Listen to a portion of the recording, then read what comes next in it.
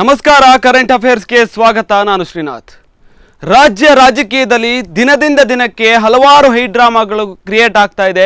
ರಾಜಕೀಯ ನಾಯಕರು ನೋಡಿದ್ರೆ ಏನು ಮಾಡ್ತಾ ಇದ್ದಾರೆ, ಏನು ಬಿಡ್ತಾ ಇದ್ದಾರೆ ಅನ್ನೋದೇ ಗೊತ್ತಾಗ್ತಾ ಇಲ್ಲ. ಅವರ ಮಾತುಗಳನ್ನು ನೋಡ್ತಾ ಹೋಗ್ತಾ ಇದ್ದಾಗೆ, ವಾಗ್ದಾಳಿಗಳನ್ನು ನೋಡ್ತಾ ಇದ್ದಾಗೆ, ಅವರ ಒಂದು ಠೇಂಕಾರಗಳನ್ನು ನೋಡ್ತಾ ಇದ್ದಾಗೆ ಬಹುಶಃ ರಾಜಕೀಯದ ಪರಿಸ್ಥಿತಿ ಯಾವ ರೀತಿ ತಿರುವುಗಳನ್ನು ಪಡಿಬಹುದು ಅನ್ನೋದೇ ಗೊತ್ತಾಗ್ತಾ ಇಲ್ಲ.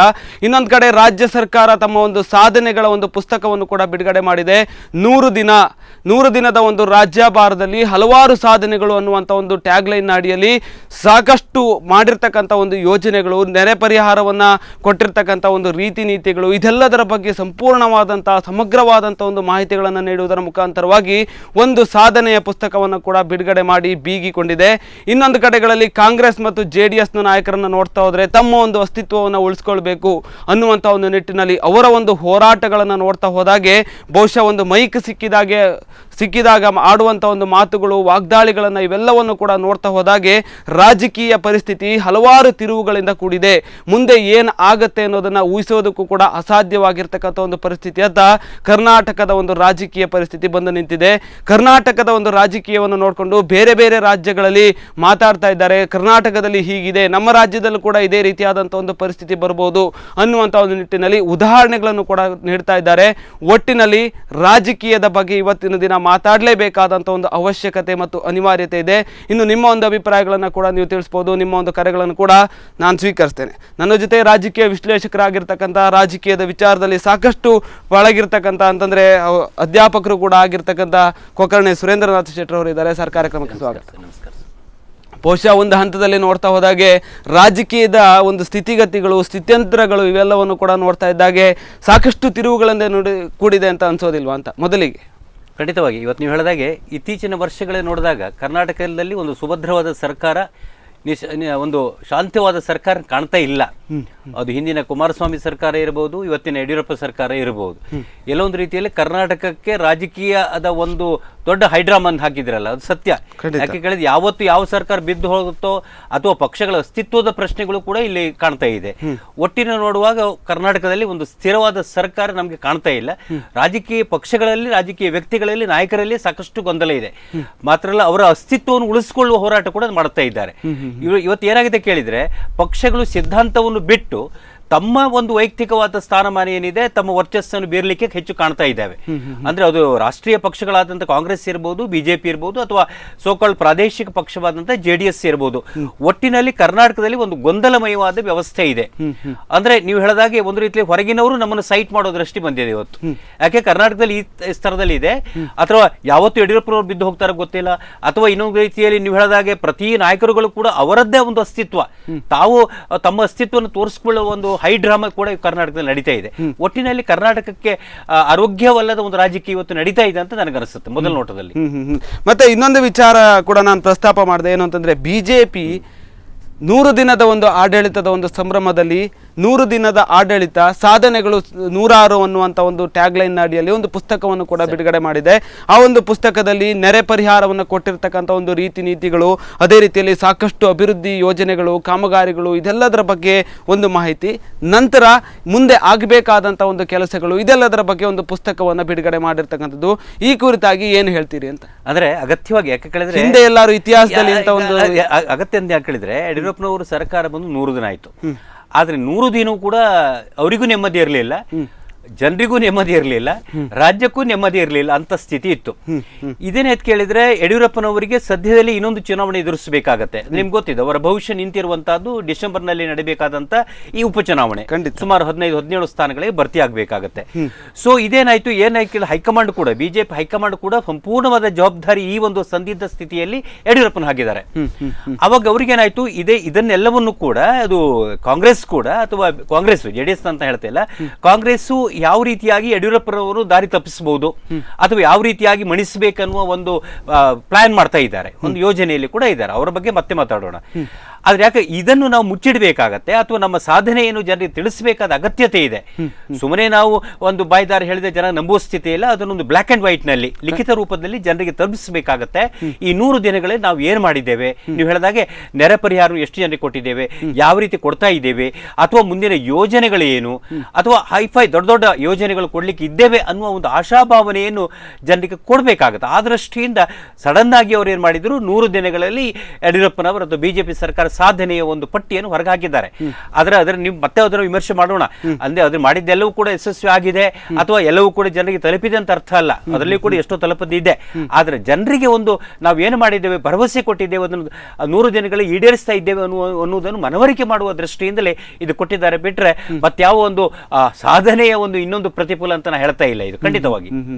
ಮತ್ತೆ ಇನ್ನೊಂದು ರಾಜಕೀಯ ವಿಶ್ಲೇಷಕರು ಹೇಳುವ ಪ್ರಕಾರ ಅಂತಂದ್ರೆ ಈ ಒಂದು ಸಾಧನೆಯ ಬಗ್ಗೆ ಮಾತಾಡದಂತ ವಿಶ್ಲೇಷಕರು ಹೇಳುವ ಪ್ರಕಾರ ಇನ್ನೂ ಕೂಡ ಸಾಕಷ್ಟು ಸಾಧನೆಗಳನ್ನ ಮಾಡಬಹುದಾಗಿತ್ತು ಅನ್ನುವಂತ ಒಂದು ವಿಚಾರವಾಗಿ ಪ್ರಸ್ತಾಪವನ್ನ ಮಾಡಿದ್ದಾರೆ. ಹಾಗಾದ್ರೆ ಏನು ಮಾಡಬಹುದು ಅಂದ್ರೆ ನಿಜ ಕೇಳಬೇಕಾದ್ರೆ ಈ ಸರ್ಕಾರ ಅಧಿಕಾರಕ್ಕೆ ಬರುವಾಗಲೇ ಯಡಿಯೂರಪ್ಪನ ಬರುವಾಗಲೇ ಅವರಿಗೆ ಒಂದು ಸಂದಿಗ್ಧ ಸ್ಥಿತಿ ಇತ್ತು. ಯಾಕೆ ಕೇಳಿದ್ರೆ ಮುಂದಿರುವ ಮೊದಲ ಪ್ರಶ್ನೆ ಏನು ಕೇಳಿದ್ರೆ ಅವರಿಗೆ ಬೈ ಇಲೆಕ್ಷನ್ ಉಪಚುನಾವಣೆ.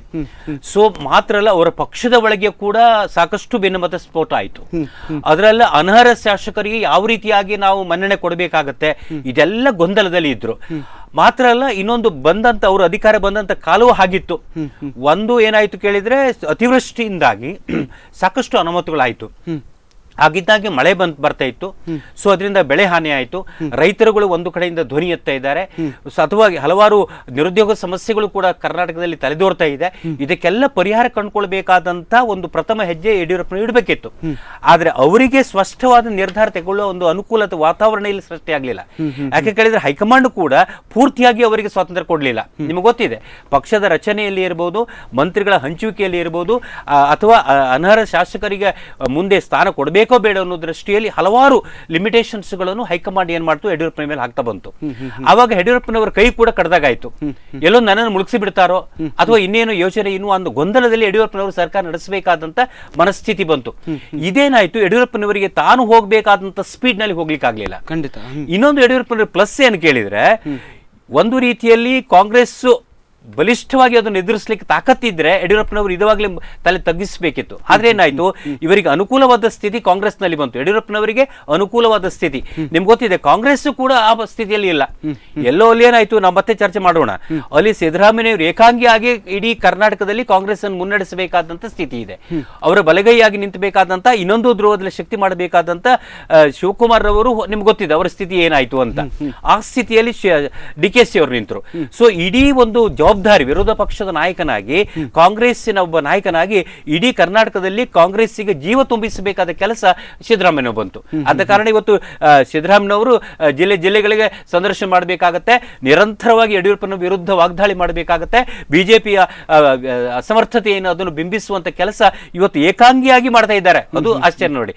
ಕಾಂಗ್ರೆಸ್ನೊಳಗೆ ಯಾವ ನಾಯಕರು ಕೂಡ ಅಷ್ಟು ದೊಡ್ಡ ಧ್ವನಿ ಎತ್ತಾ ಇಲ್ಲ. ಇವತ್ತು ಬರೇ ಒಂದು ಸಿದ್ದರಾಮಯ್ಯನವ್ರ ಧ್ವನಿ ಮಾತ್ರ ಇವತ್ತು ನಮ್ಗೆ ಕೇಳ್ತಾ ಇದೆ ಅಲ್ವಾ. ಅಪರೂಪಕ್ಕೆ ಅಲ್ಲಿ ದಿನೇಶ್ ಗುಂಡೂರಾವ್ ಅವರು ಬರುವುದು ಬಿಟ್ರೆ ಪೂರ್ತಿಯಾಗಿ ಇವತ್ತು ಇಡೀ ಜವಾಬ್ದಾರಿಯನ್ನು ಇವತ್ತು ಸಿದ್ದರಾಮಯ್ಯನವರು ತಗೊಂಡಾಗ ಕಾಣುತ್ತೆ. ಅದ್ರ ಅರ್ಥ ಏನ್ ಕೇಳಿದ್ರೆ, ಪೂರ್ತಿಯಾಗಿ ಕಾಂಗ್ರೆಸ್ಸಿನೊಳಗೂ ಕೂಡ ಸಿದ್ದರಾಮಯ್ಯ ಮೇಲೆ ತೃಪ್ತಿ ಇಲ್ಲ.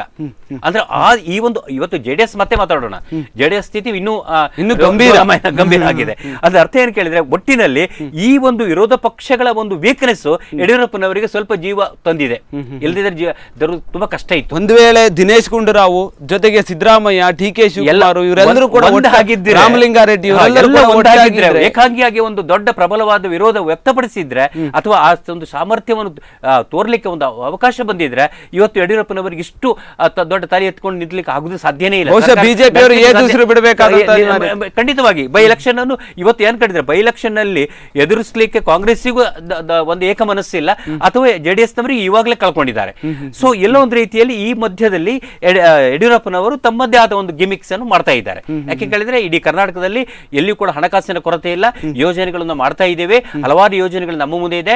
ರೈತರು ಕೊಡಬೇಕಾದ ಸಾಲ ಮನ್ನಾ ಮಾಡಿದ್ದೇವೆ, ಅಥವಾ ಮೀನುಗಾರರಿಗೆ ಕೊಡಬೇಕಾದ ಸಾಲವನ್ನು ಮಾಡ್ತಾ ಇದ್ದೇವೆ, ಅಥವಾ ಇನ್ನಿತರ ಬೃಹತ್ ಯೋಜನೆಗಳನ್ನು ಮುಂದೆ ತಂದು ಕನ್ನಡಿಯಲ್ಲಿ ಇಟ್ಟಿದ್ದಾರೆ. ಅಂದ್ರೆ ಈ ಸ್ಥಿತಿಯಲ್ಲಿ ಇವತ್ತು ಕರ್ನಾಟಕ ಇದೆ ಅನ್ನುವುದು ಸ್ಪಷ್ಟವಾಗಿ ಗೋಚರಿಸ್ತಾ ಇದೆ. ಈ ಕುರಿತಾಗಿ ಮಾತಾಡ್ತಾ ಇರಬೇಕಾದ್ರೆ ಸಿದ್ದರಾಮಯ್ಯನವರು ನಿನ್ನೆ ದಿನ ಉಡುಪಿಗೆ ಕೂಡ ಬಂದಿದ್ರು.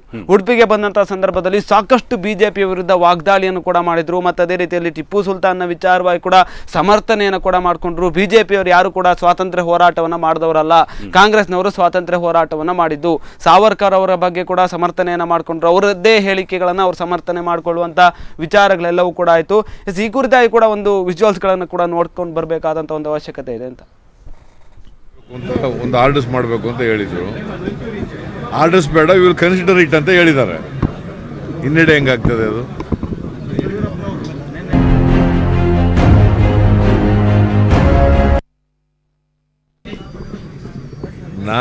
ನಾನು ಮತ್ತು ದಿನೇಶ್ ಗುಂಡೂರಾವ್ ಪಿಟಿಷನ್ ಕೊಟ್ಟಿದ್ದವರು ಸ್ಪೀಕರ್ಗೆ. ಅವರು ಪಕ್ಷಾಂತರ ಮಾಡಿದ್ದಾರೆ, ಡಿಸ್ಕ್ವಾಲಿಫೈ ಮಾಡಿ ಅಂತ ಮಾಡಿದ್ದಾರೆ. ಪಾಪ ಸರಿಗೆ ಹೇಳಿದ್ದಾರೆ.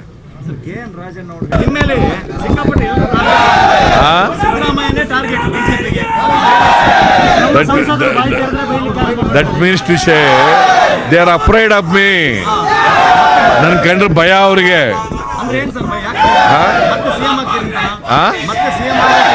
ಮತ್ತೆ ಸಿಎಂ ಅಲ್ಲ, ಬಿಜೆಪಿ ಸೋಲಿಸ್ತಾರೆ ಅಂತ. ನಾವು ಮತ್ತೆ ಬಿಜೆಪಿ ಸೋಲಿಸ್ತೀವಿ, ಅದಕ್ಕೆ ಭಯ. ನಡ್ರಿ, ನಾನು ಬಂದಿರೋದು ವರ್ಕ್.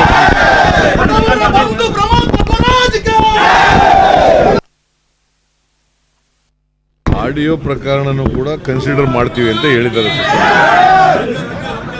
ಅದ್ರ ಮೇಲೆ ಒಂದಿಷ್ಟು ಆರ್ಡರ್ಸ್ ಬೇಡ, ಜಡ್ಜ್ಮೆಂಟ್ ಬರೆಯುವಾಗ ಅದನ್ನು ಗಮನಕ್ಕೆ ತಗೊಂಡು ಮಾಡ್ತೀವಿ ಅಂತ ಹೇಳಿದ್ದಾರೆ.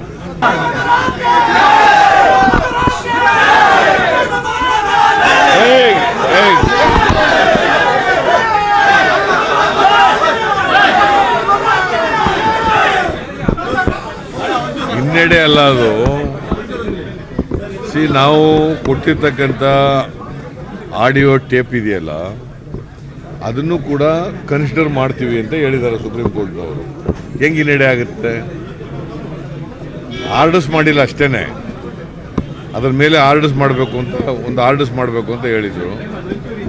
ಆರ್ಡರ್ಸ್ ಬೇಡ, ವಿಲ್ ಕನ್ಸಿಡರ್ ಇಟ್ ಅಂತ ಹೇಳಿದ್ದಾರೆ. ಹಿನ್ನಡೆ ಹೆಂಗಾಗ್ತದೆ ಅದು? ಆಡಿಯೋ ಪ್ರಕರಣನೂ ಕೂಡ ಕನ್ಸಿಡರ್ ಮಾಡ್ತೀವಿ ಅಂತ ಹೇಳಿದ್ದಾರೆ. ಅದ್ರ ಮೇಲೆ ಒಂದಿಷ್ಟು ಆರ್ಡರ್ಸ್ ಬೇಡ, ಜಡ್ಜ್ಮೆಂಟ್ ಬರೆಯುವಾಗ ಅದನ್ನು ಗಮನಕ್ಕೆ ತಗೊಂಡು ಮಾಡ್ತೀವಿ ಅಂತ ಹೇಳಿದ್ದಾರೆ.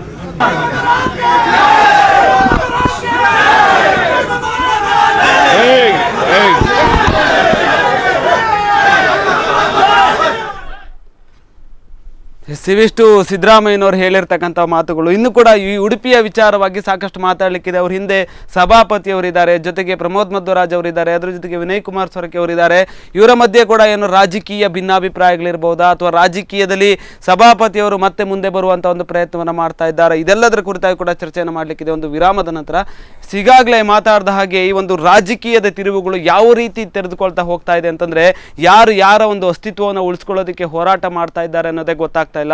ಒಂದೊಂದು ಹಂತದಲ್ಲಿ ಒಬ್ಬೊಬ್ಬರು ಒಂದೊಂದು ರೀತಿಯಾದಂಥ ಒಂದು ಹೇಳಿಕೆಯನ್ನು ಕೊಡ್ತಾ ಇದ್ದಾರೆ. ಏನಾಗುತ್ತೆ ಹಾಗಾದ್ರೆ ಮುಂದಿನ ಒಂದು ರಾಜಕೀಯ ಅನ್ನುವಂಥ ಒಂದು ವಿಚಾರವಾಗಿ ಮಾತಾಡ್ತಾ ಹೋಗ್ತೇವೆ. ಅದಕ್ಕೂ ಮುನ್ನ ಚಿಕ್ಕದೊಂದು ವಿರಾಮ.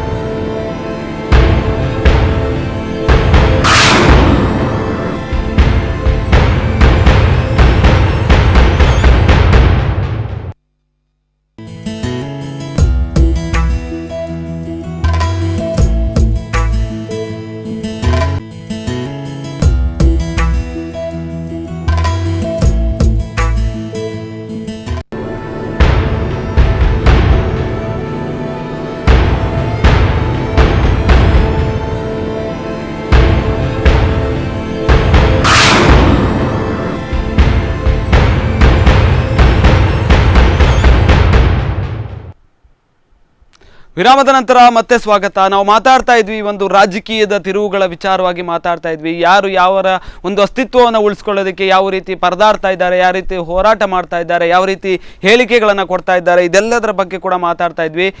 ಮಾತಾಡ್ತಾ ಹೋಗ್ತೇವೆ ಸರ್. ಏನು ಅಂತಂದರೆ, ಸಿದ್ದರಾಮಯ್ಯನವರು ಬಂದಿದ್ದರು ನಿನ್ನೆ ಉಡುಪಿ ದಿನ, ಪಡುಬಿದ್ರೆಗೂ ಕೂಡ ಹೋಗಿದ್ರು, ಸಮಾವೇಶವನ್ನು ಕೂಡ ಮಾಡಿದರು, ಮತ್ತು ಅದೇ ರೀತಿಯಲ್ಲಿ ಮಂಗಳೂರಿಗೂ ಕೂಡ ಹೋಗಿದ್ರು. ಒಟ್ಟಿನಲ್ಲಿ ಈ ಒಂದು ಕರಾವಳಿ ಜಿಲ್ಲೆಗಳ ಒಂದು ಭೇಟಿ ಏನಿದೆ, ಬಹುಶಃ ಒಂದು ಕಾಂಗ್ರೆಸ್ನ ಕಾರ್ಯಕರ್ತರಿಗೆ ಒಂದು ರೀತಿ ಉತ್ಸಾಹವನ್ನು ತುಂಬುವಂಥ ಒಂದು ಕೆಲಸ ಆಗಿರ್ಬೋದಾ ಅಂತ.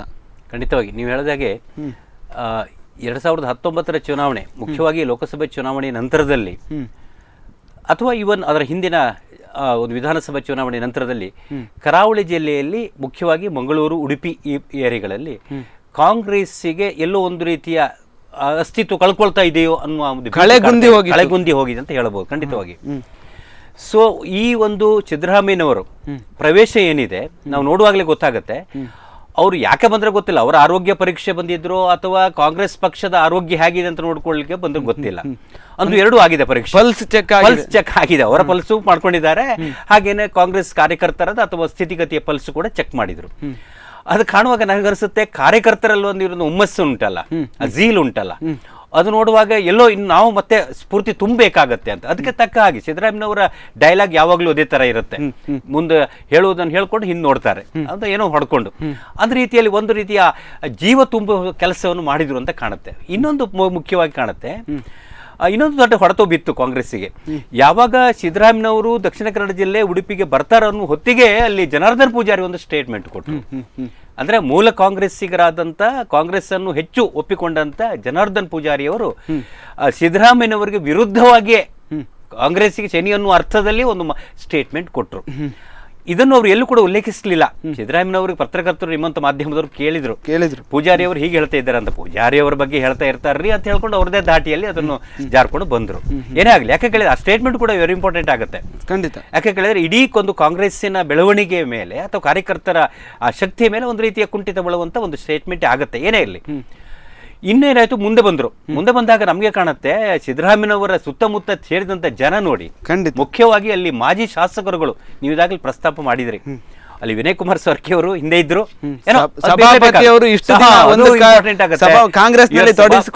ಕಡಿಮೆ ಇತ್ತು, ಈಗ ಹೆಚ್ಚು ಮುಂಚೂಣಿಯಲ್ಲಿ ಇರ್ತಾರೆ. ಹಾಗೆ ಪ್ರಮೋದರವರು ಕೂಡ, ಅಂದ್ರೆ ಅವ್ರ ಪ್ರಮೋದರ ಪ್ರವೇಶ ಸಾಲದಂತ ಕಾಣುತ್ತೆ, ಕಡಿಮೆ ಇದೆ ಅಂತ ಕಾಣುತ್ತೆ, ಸ್ವಲ್ಪ ಹಿಂದೇಟ್ ಕಾಣುತ್ತೆ. ಆ ರೀತಿಯ ಪೈಪೋಟಿಗಳು ಕಾಣ್ತಾ ಇತ್ತು ಕೆಲವು ಉನ್ನತ ಮಟ್ಟದ ನಾಯಕರುಗಳಲ್ಲಿ, ಕರಾವಳಿಯ ನಾಯಕರುಗಳಲ್ಲಿ, ಮಾಜಿ ಶಾಸಕರುಗಳಲ್ಲಿ ಎಲ್ಲೋ ತಮ್ಮ ಅಸ್ತಿತ್ವವನ್ನು ತೋರಿಸ್ಕೊಳ್ಬೇಕು ಅಥವಾ ನಾವು ಪ್ರಧಾನವಾದ ವೇದಿಕೆಯಲ್ಲಿ ಇದ್ದೇವೆ ಅನ್ನೋ ತೋರಿಸಿಕೊಳ್ಳುವಂತ ಪೈಪೋಟಿ ಸಿದ್ದರಾಮಯ್ಯ ಎದುರು ಮಾಡಿದರು. ಇದನ್ನು ಸಿದ್ದರಾಮಯ್ಯನವರು ಎಷ್ಟು ಮಟ್ಟಿಗೆ ಗಮನಿಸಿದ್ದಾರೆ ಗೊತ್ತಿಲ್ಲ, ಅಥವಾ ಸಿದ್ದರಾಮಯ್ಯನವರೇ ಗಮನಿಸಿದ ಮೇಲೆ ಫೈನಲ್ ಆಗತ್ತಂತ ಹೇಳಲಿಕ್ಕೂ ಆಗೋಲ್ಲ. ಅಂತ ಕೇಳಿ ಒಂದು ರೀತಿಯಲ್ಲಿ ಎಲ್ಲೋ ಒಂದು ರೀತಿಯ ತಮ್ಮ ಶಕ್ತಿಯ ಪ್ರದರ್ಶನ ಏನಿದೆ ತಾವು ಜೀವಂತವಾಗಿದೆ ಅನ್ನೋದನ್ನು ತೋರಿಸಬೇಕಾಗತ್ತೆ. ಅಥವಾ ಎಲ್ಲೋ ಒಂದು ರೀತಿಯಲ್ಲಿ ಕರಾವಳಿ ಮತ್ತೆ ಬಂತು, ಅಲ್ಲಿ ನಿಮ್ಗೆ ಗೊತ್ತಿದೆ ಮಂಗಳೂರಿನಲ್ಲಿ ಕೂಡ ಮಹಾನಗರ ಪಾಲಿಕೆ ಚುನಾವಣೆ ಕೂಡ ಬಂತು. ಸೊ ಇಲ್ಲಿ ಒಂದು ರೀತಿಯಲ್ಲಿ ಮತ್ತೆ ಒಂದು ರಿಫ್ರೆಶ್ ಆಗಬೇಕಾದಂಥ ಸ್ಥಿತಿಗತಿ ಇವತ್ತು ಕಾಂಗ್ರೆಸ್ಸಿಗಿದೆ. ಅದನ್ನು ಇಲ್ಲಿ ಸಿದ್ದರಾಮಯ್ಯ ಸ್ವಲ್ಪ ಮಟ್ಟಿಗೆ ಮಾಡಿದ್ದಾರೆ, ಹೆಚ್ಚಿನ ಮಟ್ಟಿಗೆ ಮಾತ್ರ ನಾನು ಹೇಳೋದಿಲ್ಲ, ಬಟ್ ಸ್ವಲ್ಪ ಮಟ್ಟಿಗೆ ಇಲ್ಲಿ ಆಗಿದೆ ಅಂತ ಕಾಣುತ್ತೆ. ಮತ್ತೆ ಅವರು ಮತ್ತು ಟಾರ್ಗೆಟ್ ಮಾಡಿದ್ರು ನೋಡಿ, ಬಿಜೆಪಿಯವರು ಟಾರ್ಗೆಟ್ ಮಾಡಿದ್ರು, ಆದರೆ ಅದು ಮಾಮೂಲಾದಂಥ ಹೇಳಿಕೆ ಅವರದು. ಯಾಕೆ ಕೇಳಿದ್ರೆ ಕಾಂಗ್ರೆಸ್ನವರಿಗೆ ಹೆದರಿಕೆ ಅಂದ್ರೆ ಸಿದ್ದರಾಮಯ್ಯ ಅಂತ, ಅದು ಸತ್ಯ, ಅವ್ರು ಒಪ್ಕೊಂಡು ಹಾಗೆ. ಯಾಕೆ ಕೇಳಿದ್ರೆ ಕರ್ನಾಟಕದಲ್ಲಿ ಬಿಜೆಪಿಯನ್ನು ಟ್ಯಾಗ್ ಮಾಡುವಂತ ಇನ್ನೊಬ್ಬ ನಾಯಕರೇ ಇಲ್ಲ, ಸಿದ್ದರಾಮಯ್ಯನವರಾಗತ್ತೆ. ಅದಕ್ಕೋಸ್ಕರ ಅದೇ ಪ್ರಶ್ನೆಯನ್ನು ಅಲ್ಲಿ ಯಡಿಯೂರಪ್ಪನವರು ಕೇಳ್ತಾರೆ, ಈ ರೀತಿ ಹೇಳ್ತಾ ಇದ್ದಾರೆ ಸಿದ್ದರಾಮಯ್ಯ, ಅವ್ರ ಹೆಸರೇ ಎತ್ಕೊಳ್ಬೇಡಿ ಅಂತ ಅವ್ರು ಹೇಳಿದ್ರು. ಅಂದ್ರೆ ಅರ್ಥ ಏನ್ ಕೇಳಿದ್ರೆ ಅರ್ಥ ಆಗಿದೆ, ಎಲ್ಲೋ ರೀತಿಯಲ್ಲಿ ನೇರ ಹಣಹಣಿ ಅನ್ನುವಂತಹದ್ದು ಯಡಿಯೂರಪ್ಪನವರಿಗೂ ಮತ್ತು ಸಿದ್ದರಾಮಯ್ಯನವರಿಗೆ ನಡೀತಾ ಇದೆ, ಬಿಟ್ರೆ ಬಿಜೆಪಿ ಮತ್ತು ಕಾಂಗ್ರೆಸ್ ಮಧ್ಯೆ ಆಗ್ತಾ ಇಲ್ಲ ಇವತ್ತು. ಅದ್ರ ಅರ್ಥ ಏನ್ ಕೇಳಿದ್ರೆ ಎಲ್ಲೋ ಒಂದು ರೀತಿ ಕಾಂಗ್ರೆಸ್ಸಿಗೆ ಕರಾವಳಿಯಲ್ಲಿ ತನ್ನ ಅಸ್ತಿತ್ವವನ್ನು ಮತ್ತೆ ಸ್ಥಾಪನೆ ಮಾಡಬೇಕಾದಂತ ಅಥವಾ ಕಾರ್ಯಕರ್ತರಿಗೆ ಮತ್ತೆ ಜೀವ ತುಂಬಿಕೊಡ್ಬೇಕಾದಂತ ಕೆಲಸ ಸ್ವಲ್ಪ ಮಟ್ಟಿಗೆ ಸಿದ್ದರಾಮಯ್ಯ ಮಾಡಿದ್ದಾರೆ. ಇದು ಎಷ್ಟರ ಮಟ್ಟಿಗೆ ಫಲ ಕೊಡುತ್ತೋ ಗೊತ್ತಿಲ್ಲ. ಯಾಕೆ ಕೇಳಿದ್ರೆ ಸಾಕಷ್ಟು ಸಮಸ್ಯೆಗಳು ಇವತ್ತಿದೆ ಇಲ್ಲಿ. ಯಾಕೆ ಕೇಳಿ ಅವರು ಜೆಡಿಎಸ್ ಜೊತೆ ಹೊಂದಾಣಿಕೆ ಮಾಡ್ಕೊಂಡವರು, ಜೆಡಿಎಸ್ ಬಗ್ಗೆ ಕೇಳಿದ್ರು, ಎಲ್ಲಿ ಸಿದ್ದರಾಮಯ್ಯನವರಿಗೆ ಕೇಳಿದ್ರು, ಇವನ್ ಏನ್ ಹೇಳ್ತಾರೆ, ಕುಮಾರಸ್ವಾಮಿ ಹಾಗೆ ಹೇಳ್ತಾರೆ, ದೊಡ್ಡೇಗೌಡರು ಹೀಗೆ, ದೇವೇಗೌಡರು ಹೀಗೆ ಹೇಳ್ತಾರೆ, ನೋಡ್ರಿ ಅವರು ಹೇಳ್ತಾ ಇರ್ತಾರೆ ಅಂದ್ರೆ ಆ ರೀತಿಯ ಮುಜುಗರವಾದ ಪ್ರಶ್ನೆಗಳು ಬಂದಾಗ ಕೂಡ ಸಿದ್ದರಾಮಯ್ಯ ಪೂರ್ತಿಯಾಗಿ ಅದಕ್ಕೆ ಉತ್ತರ ಕೊಡಕ್ಕೆ ಹೋಗ್ಲಿಲ್ಲ. ಅಂದ್ರೆ ಒಂದು ರೀತಿಯಲ್ಲಿ ಕಾಣುತ್ತೆ, ಇಲ್ಲಿ ಹೊಂದಾಣಿಕೆ ಅಭಾವವೂ ಕಾಣುತ್ತೆ. JDS ಮತ್ತು ಕಾಂಗ್ರೆಸ್ ಮಧ್ಯೆ ಹಾಗೂ ಒಂದು ಬಿರುಕು ಆಗಿ ಹೋಗಿದೆ. ಎಲ್ಲವನ್ನು ಮತ್ತೆ ಮುಚ್ಚಬೇಕಾಗತ್ತೆ. ಯಾಕೆಂದ್ರೆ ಒಮ್ಮೆ ಅವರು ಹೋರಾಟ ಮಾಡಿದ ಒಟ್ಟಿಗೆ ಅಲ್ವಾ, ಕಾಂಗ್ರೆಸ್ ಅಭ್ಯರ್ಥಿಯನ್ನೇ JDS ತಗೊಂಡು ಹೋಗಿ ಎಲ್ಲೋ ನಾವು ಒಂದೇ ಅನ್ನುವ ರೀತಿಯಲ್ಲಿ ಹೋರಾಟ ಮಾಡಿದವರು ಮತ್ತೆ ನಾವು ಮೈದಳದ ಬರಬೇಕಾದ್ರೆ ಇದನ್ನೆಲ್ಲವನ್ನು ದೂರ ಮಾಡಬೇಕಾದ್ರೆ ಜನರನ್ನು ತೃಪ್ತಿಪಡಿಸಬೇಕಾಗತ್ತೆ, ಕನ್ವಿನ್ಸ್ ಮಾಡಬೇಕಾಗತ್ತೆ. ಸೊ ಈ ಸ್ಥಿತಿ ಇವತ್ತು ಕಾಂಗ್ರೆಸ್ಗೆ ಕರಾವಳಿಯಲ್ಲಿ ಇದೆ. ಇದನ್ನ ಯಾವ ರೀತಿಯಾಗಿ ಟ್ಯಾಕಲ್ ಮಾಡ್ತಾರೆ ಗೊತ್ತಿಲ್ಲ. ಮಾತ್ರ ಅಲ್ಲ, ನೀವು ಹೇಳಿದಾಗೆ ಒಂದು ರೀತಿಯಲ್ಲಿ ಕಾರ್ಯಕರ್ತರಿಗೂ ಕೊಲೆಗೊಂಡಿದ್ದಾರೆ, ಆತ್ಮಶಕ್ತಿಯನ್ನು ಕಳ್ಕೊಂಡಿದ್ದಾರೆ. ಇದನ್ನ ಮತ್ತೆ ಮತ್ತೆ ಅವರು ಕೊಡಬೇಕಾಗತ್ತೆ, ಇಂಜೆಕ್ಟ್ ಮಾಡಲೇಬೇಕಾಗತ್ತೆ. ಆ ಕೆಲಸ ಸ್ವಲ್ಪ ಮಟ್ಟಿಗೆ ಸಿದ್ದರಾಮಯ್ಯ ಮಾಡಿದ್ದಾರೆ ಅಂತ ನನಗೆ ಮೇಲ್ನೋಟಕ್ಕೆ ಕಾಣ್ತಾ ಇದೆ. ಇನ್ನೊಂದು ವಿಚಾರ, ಬಹುಶಃ ಪ್ರಮೋದ್ ಮಧ್ವರಾಜ್ ಅವರು JDS ನಿಂದ ಎಲೆಕ್ಷನ್ ನಿಂತರು. ಆ ಸಂದರ್ಭದಲ್ಲಿ ಬಹುಶಃ ಅವರ ಒಂದು ಕಾಂಗ್ರೆಸ್ನ ಅವರ ಒಂದು ಕಳೆ ಏನಿದೆ, ಬಹುಶಃ ಅವರ ಒಂದು ತೇಜಸ್ ಏನಿದೆ, ಕಾಂಗ್ರೆಸ್ ನಲ್ಲಿ ಇದ್ದಂತ ಒಂದು ತೇಜಸ್ ಏನಿದೆ, ಅದು ಹಿನ್ನಡೆ ಆಗಿದೆ ಅವರಿಗೆ ಅಂತ. ಖಂಡಿತ. ಯಾಕಂದ್ರೆ UR ಸಭಾಪತಿ ಅವರು ಕೂಡ ಮುಂದೆ ಬಂದಿದ್ದಾರೆ. ಅಂದ್ರೆ ತಕ್ಷಣ ಯಾವಾಗ ಪ್ರಮೋದ್ ರವರು JDS ನಿಂದ ಸ್ಪರ್ಧಿಸಿದ್ರು, ಆ ನಂತರದಲ್ಲಿ ಕೂಡ ಅವರು ಕಾಂಗ್ರೆಸ್ ಬರುವಾಗಲೂ ಕೆಲವು ಪ್ರಶ್ನೆ ಮಾಡಿದ್ರು, ನೀವು ಬರಬೇಕಾದ್ರೆ ಮತ್ತೆ ಅಪ್ಲಿಕೇಶನ್ ಹಾಕಬೇಕಾಗತ್ತೆ ಅನ್ನುವ ರೀತಿಯಲ್ಲಿ ಪ್ರಮೋದ್ ರವರನ್ನು ಸ್ವಲ್ಪ ಸೈಡ್ ಲೈನ್ ಮಾಡ್ಲಿಕ್ಕೆ ನೋಡಿದ್ರು. ಈ ಎಲ್ಲ ಸ್ಥಿತಿಯನ್ನು ನೋಡಿ ಸಭಾಪತಿಯವರು ಹಾಗೆ ಇದೊಂದು ಒಳ್ಳೆಯ ಪರಿಸ್ಥಿತಿ, ಇದೊಂದು ಸ್ಥಿತಿ, ನನ್ನ ಅಸ್ತಿತ್ವವನ್ನು ತೋರಿಸ್ಕೊಳ್ಬಹುದು ಅಥವಾ ಏನೋ ಒಂದು ಅವರಿಗೊತ್ತು ಕೂಡ ಒಂದು ಕಳೆ ಇದೆ. ಇವತ್ತಿಗೂ ಕೂಡ ಅವರು ಅವತ್ತಿನಿಂದ ಇವತ್ತಿನವರೆಗೂ ಸಭಾಪತಿಯವರಿಗೆ ಅವರದ್ದೇ ಆದ ಒಂದು ಡ್ರೆಸ್ ಕೋಡ್ ಇದೆ, ರಾಜಕೀಯ ವರ್ಚಸ್ಸಿದೆ, ಮಾತಿದೆ, ಅಥವಾ ಏನೋ ಈ ರೀತಿಯಲ್ಲಿ ಇದ್ದಾರೆ. ಅದು ಎಷ್ಟು ಮಟ್ಟಿಗೆ ವರ್ಕೌಟ್ ಆಗುತ್ತೆ ಗೊತ್ತಿಲ್ಲ. ಆದ್ರೂ ಆ ವರ್ಚಸ್ಸಿನಲ್ಲಿ ತಾನು ಮತ್ತೆ ಒಂದು ಮುದ್ರೆ ಒತ್ತಬಹುದು ಅನ್ನೋ ಆಸೆ ಅವರಲ್ಲಿ ಇದೆ, ಅದು ಎದ್ದು ಕಾಣ್ತಾ ಇದೆ. ಬಹುಶಃ ಅವರು ಮಾಜಿ ಶಾಸಕರಾಗಿ ಬಹುಶಃ ಅವರಿಗೆ ಅದು ಅನಿವಾರ್ಯ ಇದೆ. ಏನಂತಿದೆ, ಒಂದು ಸ್ವಲ್ಪ ಕಾಲ ಅವರು ಹೊರಗೆ ಹೋದ್ರು, ಮತ್ತೆ ಬರಲಿಲ್ಲ ಅವರು. ಮತ್ತೆ ಇತ್ತೀಚಿನ ಒಂದು ವರ್ಷದ ಇತ್ತೀಚೆಗೆ ಅವರು ಹೆಚ್ಚು ಕಾಂಗ್ರೆಸ್ಸಿನ ವಾಹಿನಿಯಲ್ಲಿ ಕಾಣಿಸ್ಕೊಳ್ತಾ ಇದ್ದಾರೆ. ಅದು ನಾವು ಗಮನಿಸಬೇಕಾಗತ್ತೆ. ಇದೆಲ್ಲದರ ಮಧ್ಯೆ ಹೇಳಿಕೆಗಳನ್ನ ನೋಡ್ತಾ ಹೋದಾಗೆ ಬಿಜೆಪಿ ಮತ್ತು JDS ಒಂದಾಗುತ್ತೆ. ಯಾಕೆಂದ್ರೆ ಕುಮಾರಸ್ವಾಮಿ ಅವರ ಕೆಲವೊಂದೊಂದು ಹೇಳಿಕೆಗಳು, ಅದರ ಜೊತೆಗೆ ದೇವೇಗೌಡರು ಕೂಡ ಈಗ ಅಖಾಡಕ್ಕೆ ಇಳಿದಿರೋದು, ಇದೆಲ್ಲವನ್ನ ನೋಡ್ತಾ ಹೋದಾಗೆ ಯಡಿಯೂರಪ್ಪನವರು ಕೂಡ ಕುಮಾರಸ್ವಾಮಿ ಅವ್ರನ್ನ ಎಲ್ಲೂ ಕೂಡ ಬ್ಲೇಮ್ ಮಾಡ್ತಾ ಇಲ್ಲ. ಮತ್ತೆ ಇನ್ನೊಂದು ಕಡೆಯಲ್ಲಿ ಕುಮಾರಸ್ವಾಮಿ ಅವರು ಕೂಡ ಯಡಿಯೂರಪ್ಪನವ್ರನ್ನ ಎಲ್ಲೂ ಕೂಡ ಇವ್ರ ಕೈಲಿ ಆಗೋದಿಲ್ಲ ಅನ್ನುವಂತ ಒಂದು ಹೇಳಿಕೆಗಳನ್ನ ನೇರವಾಗಿ ಕೊಡೋದಿಲ್ಲ. ಅಂತಂದ್ರೆ ಒಂದು ರೀತಿಯಾದಂತಹ ಒಂದು ಹೊಂದಾಣಿಕೆ ಇದೆಯೇನೋ ಇವರ ಮನಸ್ಸಲ್ಲಿ ಅನ್ನುವಂತ ಒಂದು ನಿಟ್ಟಿನಲ್ಲೇ ಹೇಳಿಕೆಗಳು ಬರ್ತಾ ಇರೋದನ್ನ ನೋಡ್ತಾ ಹೋದ್ರೆ JDS ಮತ್ತು ಬಿಜೆಪಿ ಒಂದಾಗಬಹುದಾ, ಹಳೆ ಇತಿಹಾಸ ಮತ್ತೆ ಸೃಷ್ಟಿ ಆಗ್ಬೋದಾ ಅಂತ? ಖಂಡಿತವಾಗಿ. ಯಾಕಂದ್ರೆ ಇದು ಸುದೀರ್ಘವಾದ ಚರ್ಚೆಗೆ ಒಳಪಡುತ್ತೆ. ಯಾವಾಗ ಅಲ್ಲಿ ಕುಮಾರಸ್ವಾಮಿಯವರ ಸರ್ಕಾರ ಆದ್ರೆ ಏನ್ ಕೇಳಿದ್ರೆ ಕಾಂಗ್ರೆಸ್ನಿಂದ ಸಹಕಾರ ಪಡ್ಕೊಂಡ ಸರ್ಕಾರ ಬಿದ್ದು ಹೋಯ್ತು, ನನಗೆ ಅವತ್ತೇ ಅನಿಸ್ಕೊಂಡಿದ್ದೆ. ಇದು ಮುಂದೆ ಏನಾಗುತ್ತೆ ಕೇಳಿದ್ರೆ JDS ಮತ್ತು ಕಾಂಗ್ರೆಸ್ನ ಮಧ್ಯೆನೇ ಸ್ಪ್ಲಿಟ್ ಆಗುತ್ತೆ. ಈ ಸರ್ಕಾರ ಬಿದ್ದು ಹೋಗಲಿಕ್ಕೆ ಸಿದ್ದರಾಮಯ್ಯವರೇ ಕಾರಣ ಅನ್ನುವ ಮಟ್ಟಿಗೆ ಇದು ಹೊರಗೆ ಒಂದು ಸುದ್ದಿ ಬರುತ್ತೆ. ಇದು ಇವತ್ತು ಸತ್ಯ ಅಂತ ಅನಿಸುತ್ತೆ. ಮಾತ್ರ ಅಲ್ಲ, ಇವತ್ತು JDS ನ ಕಥೆ ಏನಾಗಿದೆ ಕೇಳಿದ್ರೆ, JDS ನ ಒಳಗೇನೆ ಅವರ ಒಳಗೆ ಒಂದು ಬೇಗುದಿ ಇದೆ. ಯಾಕೆ ಕೇಳಿದ್ರೆ JDS ಗೆ ಶಕ್ತಿ ಇವತ್ತು ಕುಂತಾ ಇದೆ. JDS ನ ಶಾಸಕರುಗಳೇ ಕೆಲವು ಕಡೆ ಕಾಂಗ್ರೆಸ್ಗೆ ಹೋಗುವಂತ ಸ್ಥಿತಿಗತಿ ಇದೆ, ಅಥವಾ ಕೆಲವರು ಬಿಜೆಪಿ ಸೇರುವಂತ ಸ್ಥಿತಿಗತಿ ಇದೆ. ಎಲ್ಲೋ JDS ಅನ್ನು ಗಟ್ಟಿಯಾಗಿ ಹಿಡ್ಕೊಳ್ಳುವುದರಲ್ಲಿ ಕುಮಾರಸ್ವಾಮಿಯವರು ಮತ್ತು ದೇವೇಗೌಡರು ಸೋತಿದ್ದಾರೆ. ಅಂದ್ರೆ ಅವರ ಒಳಗೇನೆ ಒಂದು ರೀತಿಯ ಭಿನ್ನಮತ ಸ್ಫೋಟ ಆಗಿದೆ ಕಾಣುತ್ತೆ. ಯಾಕೆ ಅಂತಂದ್ರೆ ಇದಕ್ಕೊಂದು ಮೆನ್ಷನ್ ಮಾಡ್ತೀನಿ. ಹೇಳಿ ಸರ್. GT ದೇವೇಗೌಡರು ಒಂದು ಹೇಳಿಕೆ ಏನು ಅಂತಂದ್ರೆ, ನಾನು ಈಗಾಗಲೇ ಒಂದು ಕಾಲನ ಹೊರಗಿಟ್ಟಿದ್ದೇನೆ, 3.5 ವರ್ಷ ಇದೆ, ಅನಿವಾರ್ಯವಾಗಿ JDS ಅಲ್ಲಿ ಇರಬೇಕಾದ MLC ಕೂಡ ಮರಿಸ್ವಾಮಿ ಅವರು ಕೂಡ ಹೇಳಿದ್ದಾರೆ, ಸ್ಟ್ರಾಂಗ್ ಲೀಡರ್ ಅವರು, ಶಿಕ್ಷಕರ ಕ್ಷೇತ್ರ ಬರುವವರು, ಅವ್ರು ಎಲ್ಲೊಂದು ರೀತಿಯ ಬಿಜೆಪಿ ಕಡೆ ಒಲವು ತೋರಿಸ್ತಾ ಇದ್ದಾರೆ. ಅಥವಾ ಇವನ್ ಅಲ್ಲಿ ಅವರಿದ್ದಾರೆ, ಅವರು ನಮ್ಮ ಹುಬ್ಳಿ ಧಾರವಾಡ ಬಸವರಾಜ್ ಹೊರಟ್ಟಿ ಅವರಿದ್ದಾರೆ. ಎಲ್ಲೊಂದ್ ಕಡೆ ಒಂದು ರೀತಿಯ ಈಗ ನೀವು ಹೇಳಿದಾಗ ಅವರೇ ಎಲ್ಲ ಇವತ್ತು ದೇವೇಗೌಡರ ಸ್ಟೇಟ್ಮೆಂಟ್ ಇರಬಹುದು ಅಥವಾ ಕುಮಾರಸ್ವಾಮಿ ಅವರ ಹೇಳಿಕೆ ಇರಬಹುದು, ಎಲ್ಲೊಂದು ರೀತಿ ಯಡಿಯೂರಪ್ಪನವರಿಗೆ, ಬಿಜೆಪಿಗಲ್ಲ ಯಡಿಯೂರಪ್ಪನವರಿಗೆ ಸಾಫ್ಟ್ ಕಾರ್ನರ್ ತೋರಿಸ್ತಾ ಇದ್ದಾರೆ. ನಾವು ಸರ್ಕಾರ ಬೀಳ್ಲಿಕ್ಕೆ ಬಿಡೋಲ್ಲ, ಮಧ್ಯಾವಧಿ ಸರ್ಕಾರ ಬಂದ್ರೆ ಯಾವ ಪಕ್ಷಕ್ಕೂ ನಿಚ್ಚಳ ಬಹುಮತ ಬರಲ್ಲ. ಇದೆಲ್ಲ ಹೇಳಿಕೆಗಳು JDS ನಿಂದ ಬರ್ತಾ ಇದೆ ಅಂತ ಹೇಳಿದ್ರೆ, ಎಲ್ಲೊಂದ್ ಕಡೆ ಅವರು ಕಾಂಗ್ರೆಸ್ನಿಂದ ದೂರ ಸರಿತಾ ಇದ್ದೇವೆ, ನಾವು ಬಿಜೆಪಿಗೆ ಹತ್ತಿರದಲ್ಲಿ ಇದ್ದೇವೆ ಅನ್ನೋ ಆಶಾಭಾವನೆಯನ್ನು ಯಡಿಯೂರಪ್ಪನವರು ತೋರಿಸ್ತಾ ಇದ್ದಾರೆ. ಹಾಗಂತ ಏನಾಗುತ್ತೆ ಕೇಳಿದ್ರೆ, ಈಗ ಬೈ ಎಲೆಕ್ಷನ್ ಏನಾಗುತ್ತೆ ಕೇಳಿದ್ರೆ ಅದು ಹೆದರಿಕೆ ಉಂಟು ಅವರಿಗೆ. ಬೈ ಎಲೆಕ್ಷನ್ ಅಲ್ಲಿ ಒಂದು ವೇಳೆ 8 ಸ್ಥಾನಗಳಿಂದ ಕಡಿಮೆ ಬಂದ್ರೆ ಯಾರಿಗೆ, ಬಿಜೆಪಿ ಅವರಿಗೆ, ಅದು ಖಂಡಿತವಾಗಿ ಇವರು JDS ಮೇಲೆ ಡಿಪೆಂಡ್ ಆಗಿರ್ಬೇಕಾಗತ್ತೆ. ಅದು ಅವ್ರಿಗೆ ಗೊತ್ತುಂಟು, ಇವರಿಗೆ ಗೊತ್ತುಂಟು. ಹಾಗಾಗಿ ಎಲ್ಲಿಯೂ ಕೂಡ ನೀವು ಹೇಳಿದಾಗೆ ಹಾರ್ಶ್ ಆದ ಒಂದು ಸ್ಟೇಟ್ಮೆಂಟ್ ಯಡಿಯೂರಪ್ಪನವರು JDSಗೂ ಕೊಡ್ತಾ ಇಲ್ಲ, JDSನವರು ಇವರಿಗೂ ಕೊಡ್ತಾ ಇಲ್ಲ. ಮಾತ್ರ ಅಲ್ಲ, ಒಂದು ಅನಿವಾರ್ಯತೆ ಇದೆ JDS ಏನು ಕೇಳಿದ್ರೆ, ಇವರನ್ನ ತಮ್ಮ ಇದ್ದ ಶಾಸಕರುಗಳನ್ನು ಅಥವಾ ಕಾರ್ಯಕರ್ತರನ್ನು ತಾವು ಗಟ್ಟಿಯಾಗಿ ಇಟ್ಟುಕೊಳ್ಬೇಕಾದ್ರೆ ಸ್ವಲ್ಪ ನಾವು ಅಧಿಕಾರಕ್ಕೂ ಬರಬೇಕಾಗತ್ತೆ. ಅಧಿಕಾರಕ್ಕೆ ಬರಬೇಕಾದ್ರೆ ಇರುವಂತ ಒಂದೇ ಒಂದು ಬಾಗಿಲು ಅಂತ ಹೇಳಿದ್ರೆ ಇಲ್ಲಿ ಬಿಜೆಪಿ. ಆ ಹಿಂದೆ ನೀವು ಹೇಳಿದಾಗೆ 2020 ಮಾಡಿ ಬಂದವರು, ಅಥವಾ ಒಂದು ಸ್ಥಿತಿಯಲ್ಲಿ ನಾವು ಬಿಜೆಪಿಯಿಂದ ಅವರಿಗೆ ಮಧ್ಯದಲ್ಲಿ ಕೈಕೊಟ್ಟು ಬಂದವರು, ಇದೆಲ್ಲ ಇದೆ. ಇದನ್ನೆಲ್ಲ ಒಂದು ರೀತಿಯಲ್ಲಿ ಗ್ಯಾಪ್ ಅಪ್ ಮಾಡಿ ಪ್ಯಾಚಪ್ ಮಾಡಬೇಕು ಅನ್ನೋದರಷ್ಟು ಇದೆ. ಆದ್ರಷ್ಟು ಮಾತ್ರ ಇನ್ನೊಂದು ನಾನು ಬಹುಮುಖ್ಯವಾಗಿ ಹೇಳಬೇಕಾಗತ್ತೆ. ಹಿಂದೆ ದೇವೇಗೌಡರಿಗೂ ಕೂಡ ದೊಡ್ಡ ಒಂದು ಆಸೆ ಇತ್ತು, ರಾಷ್ಟ್ರ ರಾಜಕಾರಣದಲ್ಲಿ ಏನೋ ಒಂದು ವಿಪ್ಲವ ಆಗುತ್ತೆ, ನಾನು ಮುಂದೆ ಏನೋ ಒಂದು ಸ್ಥಾನ ಮಾಸಿ ಹೋಗಿದೆ. ಅದು ಖಂಡಿತ ಸಾಧ್ಯ ಇಲ್ಲ. ಏನಿದ್ರು ನಮ್ಮ ರಾಜಕೀಯ ಅನ್ನುವಂಥದ್ದು ಕರ್ನಾಟಕದೊಳಗೆ ಬೇಯಬೇಕಾಗತ್ತೆ, ಬೆಳೆ ಬೇಯಬೇಕು. ಈ ಬೆಳೆ ಬೇಯಬೇಕಾದ್ರೆ ಅಥವಾ ನಮ್ಮ ಪಕ್ಷವನ್ನು ಇನ್ನೂ ಗಟ್ಟಿಕೊಡ್ಬೇಕಾದ್ರೆ, ಕಾರ್ಯಕರ್ತರು ನಮ್ಮ ಹಿಡಿತದಲ್ಲಿ ಇರ್ಬೇಕಾದ್ರೆ ನಾವು ಯಾವ್ದಾದ್ರು ಒಂದು ಸರ್ಕಾರ ಪಕ್ಷದ ಜೊತೆ ನಾವು ಹೋಗ್ಬೇಕಾಗತ್ತೆ. ಅಂದ್ರೆ ಅದಾಗ್ಲೇ ಕಾಂಗ್ರೆಸ್ನವ್ರು ಹೇಳಿದ್ರು, ಜೆಡಿಎಸ್ ನವರಿಗೆ ಅಧಿಕಾರ ಮುಖ್ಯ, ಯಾವುದ್ರ ಜೊತೆ ಹೊಂದಾಣಿಕೆ ಅಲ್ಲ ಅವ್ರದ್ದು ಏನಿದ್ರು ಅಧಿಕಾರದ ಜೊತೆ ಹೊಂದಾಣಿಕೆ ಅನ್ನೋದನ್ನು ಅವರು ಹೇಳಿದ್ರು. ಏನೇ ಇರಲಿ, ಯಾಕೆ ಈ ಒಂದು ಅತಂತ್ರ ಸ್ಥಿತಿಯಲ್ಲಿ ಅಥವಾ ತಂತ್ರ ಸ್ಥಿತಿಯಲ್ಲಿ, ಅತಂತ್ರ ಅನ್ನೋದಕ್ಕೆ ತಂತ್ರ ಸ್ಥಿತಿಯಲ್ಲಿ ಇದೆ. ಯಾಕೆ ಕೇಳಿದ್ರೆ ನಾಳೆ ಒಂದು ಬೆಳಿಗ್ಗೆ ಖಂಡಿತವಾಗಿ ಇದೇ ಜೆಡಿಎಸ್ ನವರು ಬಿಜೆಪಿ ಅಥವಾ ಬಿಜೆಪಿ ಅಂತ ಹೇಳಲ್ಲ, ಅವರು ಯಡಿಯೂರಪ್ಪನವರಿಗೆ ಬೆಂಬಲಿಸಿ ಖಂಡಿತ ಒಪ್ಕೊಡ್ತಾರೆ, ಅದರಲ್ಲಿ ಯಾವುದೇ ಸಂಶಯ ಇಲ್ಲ ಅಂತ ನನಗೆ ಮೇಲ್ನೋಟಕ್ಕೆ ಕಾಣ್ತಾ ಇದೆ. ನೀವು ಹೇಳುವ ಪ್ರಕಾರ ನೋಡ್ತಾ ಇದ್ರೆ ಜೆಡಿಎಸ್ ನ ನಾಯಕರಿಗೀಗ ಅಲ್ಲಿನ ಒಂದು ಶಾಸಕರಿಗೂ ಕೂಡ ಅಧಿಕಾರದ ಉಪ್ಪಿನಕಾಯಿಯನ್ನು ನೆಕ್ಕಿಸಬೇಕಾದಂತ ಒಂದು ಅವಶ್ಯಕತೆ ಇದೆ. ಬಹುಶಃ ಅವ್ರನ್ನ ಊಟಕ್ಕೆ ಕರಿಬೇಕು ಅಂತಂದ್ರೆ ಮೊದಲು ಉಪ್ಪಿನಕಾಯಿ ಖಂಡಿತ. ಯಾಕೆ ಕೇಳಿದ್ರೆ ಕಾರ್ಯಕರ್ತರಿಗೂ ಬೇಕು, ಕ್ಷೇತ್ರಗಳಿಗೂ ಗ್ರಾಂಟ್ ಬೇಕಾಗತ್ತೆ, ಇದೆಲ್ಲ ಸ್ಥಿತಿಯಲ್ಲಿ ಇದ್ದಾರೆ. ಮಾತ್ರ ಅಲ್ಲ, ಅಲ್ಲಿ ಏನಾಗುತ್ತೆ, ಇದು ಅನರ್ಹ ಶಾಸಕರುಗಳು ಅವ್ರ ಮುಂದೆ ಇದ್ದಾರೆ. ಎಲ್ಲೋ ಒಂದು ರೀತಿ ಹೊಂದಾಣಿಕೆ ಮಾಡಿದ್ರೆ ಮಾತ್ರ ಇವತ್ತು ಜೆಡಿಎಸ್ ತನ್ನ 3-4 ರಾಜ್ಯ ಜಿಲ್ಲೆಗಳಲ್ಲಿದೆಯಲ್ಲ ಅಲ್ಲಿ ಉಳಿಸ್ಕೊಳ್ಳಿಕ್ಕೆ ಸಾಧ್ಯ ಆಗುತ್ತೆ. ಯಾಕೆ ಕೇಳಿದ್ರೆ ಎಲ್ಲಿ ಟ್ರಯಾಂಗಲ್ ಫೈಟ್ ಆಗುತ್ತೆ, ನಿಮ್ಗೆ ಗೊತ್ತಿದೆ. ಮುಂದೆ ಬೈ ಎಲೆಕ್ಷನ್ ಅಲ್ಲಿ ಆಗುವಂತಹದ್ದು 2 ಎಲೆಕ್ಷನ್ ಇದಲ್ಲ, ಅದು ಪಕ್ಷಗಳ ಮಧ್ಯೆ ಅಲ್ಲ, ಇದು ಟ್ರಯಾಂಗಲ್ ಫೈಟ್ ಆಗುತ್ತೆ. ಅಲ್ಲಿ ಕಾಂಗ್ರೆಸ್ ಇದೆ, ಅಲ್ಲಿ ಜೆಡಿಎಸ್ ಇದೆ, ಇಲ್ಲಿ ಬಿಜೆಪಿ ಇದೆ. ಈ ಟ್ರಯಾಂಗಲ್ ಫೈಟ್ ನಲ್ಲಿ ಗೆದ್ದು ಬರಬೇಕಾಗುತ್ತೆ, ಸುಲಭ ಆಗೋಲ್ಲ. ಆದೃಷ್ಟಿಯಿಂದ ಎಲ್ಲೋ ಒಂದು ರೀತಿ ಪೂರ್ವಭಾವಿಯಾಗಿ ಒಂದು ಹೊಂದಾಣಿಕೆ ಮಾಡ್ಕೊಳ್ಳುವುದು ಅಗತ್ಯ ಅನ್ನುವಂತ ಒಂದು ತಂತ್ರಗಾರಿಕೆ ಇವತ್ತು ಜೆಡಿಎಸ್ ನಲ್ಲಿ ಕಾಣ್ತಾ ಇದೆ. ಇವತ್ತು ನೀವು ನೋಡಿದ್ದೀರಿ, ಇನ್ನೊಂದು ನೋಡಿ ಕಾಂಗ್ರೆಸ್ ನಲ್ಲಿ ಮತ್ತೆ ಬರಬಹುದೇ ಗೊತ್ತಿಲ್ಲ. ಎಸ್, ಯಾರು ಕೇಳಿದ್ರೆ ಇವತ್ತು ಕಾಂಗ್ರೆಸ್ ನಲ್ಲಿ ಏನಾಗಿದೆ ಅಂತ ಇನ್ನೊಂದು ಪ್ರಶ್ನೆ ನೀವು ಕೇಳ್ತೀರಿ. ಕಾಂಗ್ರೆಸ್ ನಲ್ಲಿ ಕೂಡ ಏನಾಗಿದೆ ಕೇಳಿದ್ರೆ ಅವರದ್ದೇ ಆದ ಒಂದು ಸಾಲಿಡ್ಯಾರಿಟಿ ಇಲ್ಲ ಇವತ್ತು. ಒಂದು ರೀತಿಯಲ್ಲಿ ಹೊರಗಿನಿಂದ ಬಂದವರು, ಒಳಗಿನ ಇದ್ದವರು, ಮೂಲೆಗರು ಅಥವಾ ವಲಸಿಗರು ಅನ್ನೋ ಸಮಸ್ಯೆ.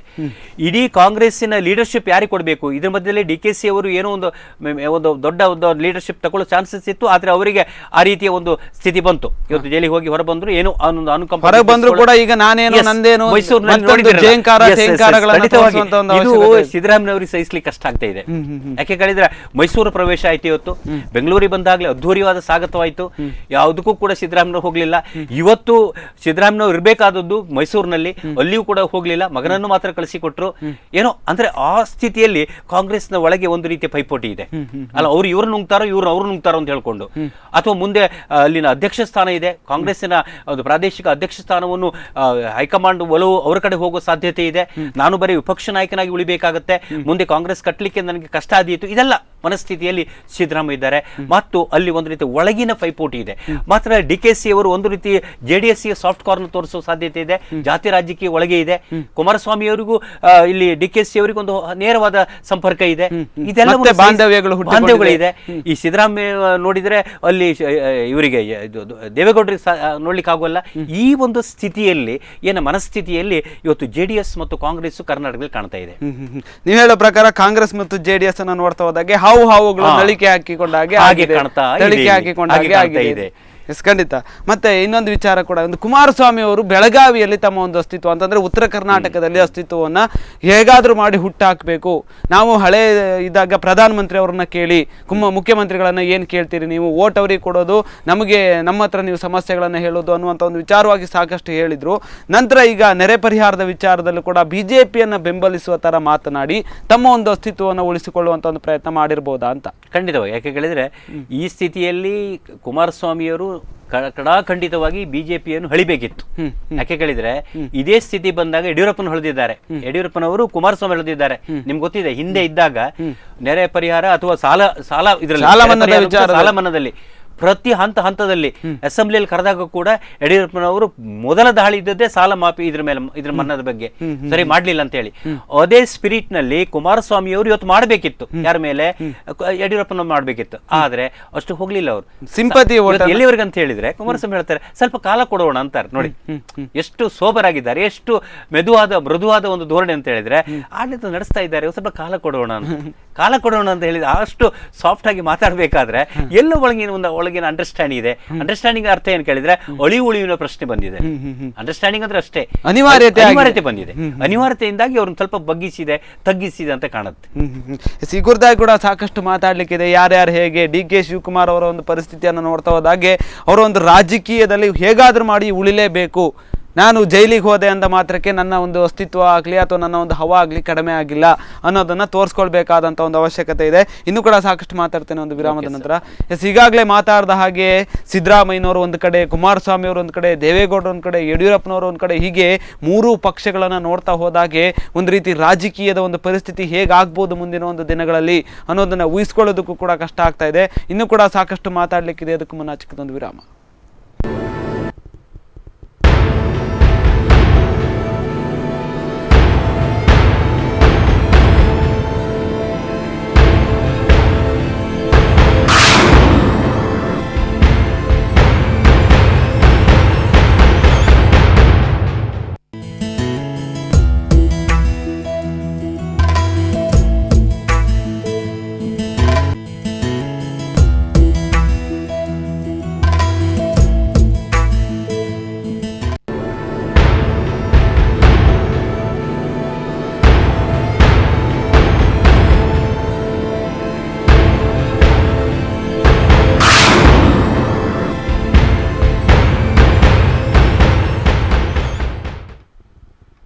ವಿರಾಮದ ನಂತರ ಮತ್ತೆ ಸ್ವಾಗತ. ನಾವು ಮಾತಾಡ್ತಾ ಇದ್ವಿ ರಾಜಕೀಯ ನಾಯಕರುಗಳ ವಿಚಾರವಾಗಿ, ಪಕ್ಷಗಳ ವಿಚಾರವಾಗಿ, ಮುಂದಿನವರ ಒಂದು ಪರಿಸ್ಥಿತಿಗಳು ಏನಾಗ್ಬೋದು, ಅಸ್ತಿತ್ವಗಳು ಏನಾಗ್ಬೋದು, ಯಾವ ರೀತಿ ಆಗ್ಬೋದು, ರಾಜಕೀಯ ಏನಾದರೂ ಒಂದು ರೀತಿ ಸ್ಥಿತ್ಯಂತರಗಳನ್ನು ಪಡಿತಾ ಇದೆಯಾ, ವಿಪ್ಲವಗಳಾಗುವಂಥ ಒಂದು ಸಾಧ್ಯತೆಗಳಿದೆಯಾ, ಇದೆಲ್ಲದರ ಬಗ್ಗೆ ಮಾತಾಡ್ತಾ ಇದ್ವಿ.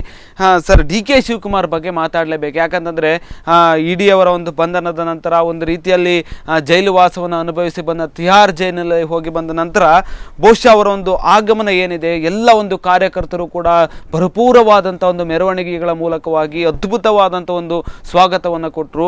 ಬಹುಶಃ ಒಂದು ಬೆಂಗಳೂರು ಆಗಿರ್ಬೋದು ಅಥವಾ ಕರ್ನಾಟಕದಲ್ಲೇ ಆಗಿರ್ಬೋದು, DK ಶಿವಕುಮಾರ್ ಅವರಿಗೆ ಇಷ್ಟರ ಮಟ್ಟಿಗೆ ಹವಾ ಇದೆಯಾ, ಇಷ್ಟರ ಮಟ್ಟಿಗೆ ಅಸ್ತಿತ್ವ ಇದೆಯಾ ಅಂತ ಅವತ್ತು ಪ್ರೂವ್ ಮಾಡಿದರು. ನಂತರ ಇವತ್ತು ನೋಡ್ತಾ ಹೋದರೆ ಮೈಸೂರಿಗೆ ಬಂದರು. ಮೈಸೂರಿಗೆ ಬಂದ ನಂತರ ಅವರ ಒಂದು ಸ್ವಾಗತವನ್ನು, ಭವ್ಯ ಸ್ವಾಗತವನ್ನು, ಡೋಲು ಕುಣಿತವನ್ನು, ಇದೆಲ್ಲವನ್ನು ಕೂಡ ನೋಡ್ತಾ ಇದ್ದಾಗೆ ಇದು ಯಾರಿರ್ಬೋದು ಅನ್ನುವಂಥ ಒಂದು ಪರಿಸ್ಥಿತಿಯ ನಡುವೆ DK ಶಿವಕುಮಾರ್ ಅವರು ರೈಲಿಂದ ಹೊರಗೆ ಬಂದರು. ಬಹುಶಃ ಈ ರೀತಿಯಾದಂಥ ಒಂದು ಸ್ವಾಗತಗಳು, ಈ ರೀತಿಯಾದಂಥ ಒಂದು ಹವವನ್ನು ಕ್ರಿಯೇಟ್ ಮಾಡಿರೋದನ್ನು ನೋಡ್ತಾ ಹೋದಾಗೆ ಬಹುಶಃ ಸಿದ್ದರಾಮಯ್ಯನವರಿಗೆ ಸಂಪೂರ್ಣವಾಗಿ ಸೆಡ್ಡು ಹೊಡೆಯುವಂಥ ಒಂದು ಪ್ರಯತ್ನ ಆಗಿರ್ಬೋದಾ?